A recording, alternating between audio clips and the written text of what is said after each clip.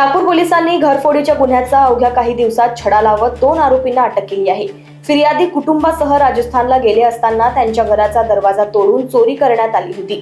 गुप्त माहितीच्या आधारे पोलिसांनी गणेश उर्फ गणू बघेल आणि मनीष जयस्वाल यांना ताब्यात घेतले। चौकशीत त्यांनी गुन्ह्याची कबुली दिली। आरोपींकडून 2 आयफोन, 14,600 रुपये रोख, चार्जर आणि गुन्ह्यात वापरलेली मोटरसायकल असा एकूण 1.12 लाख रुपयांचा मुद्देमाल जप्त करण्यात आला आहे। या प्रकरणाचा पुढील तपास सुरू आहे। फिर्यादी नामे संकेत खडगी वय 20 वर्ष यांनी पोलीस स्टेशनला येऊन तक्रार दिली की ते परिवारासह राजस्थान येथे फिरायला गेले होते।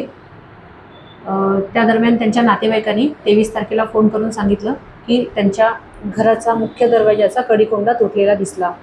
यावरून पोलीस स्टेशनला माहिती मिळताच पोलीस स्टेशनचे स्टाफ तिथं गेलेले होते। फिर्यादी यांनी परत आल्यावर पोलीस स्टेशनला येऊन तक्रार दिली। त्यावरून पोलीस स्टेशनला घरफोडीचा गुन्हा नोंद झाला। गुन्हा दाखल होताच लगेच तपास पथक त्या गुन्ह्याच्या आरोपितांच्या शोधकामी आणि गुन्ह्यात गेलेल्या मालमत्तेच्या शोधकामी तपास पथक रवाना केले।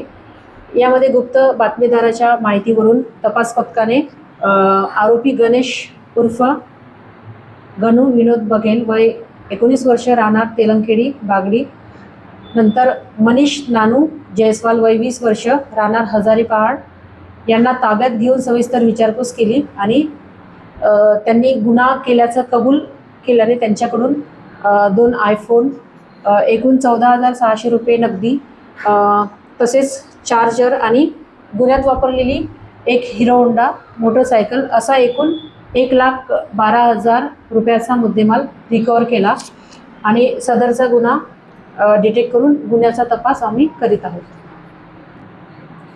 सदर गुन्ह्याच्या तपासामध्ये PSI इंगळे आणि DB पथक होती।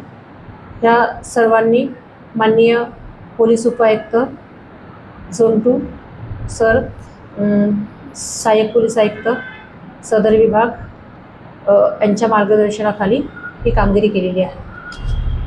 लोकवाहिनी मीडियासाठी विशाल बंबडवार यांची रिपोर्ट, नागपूर।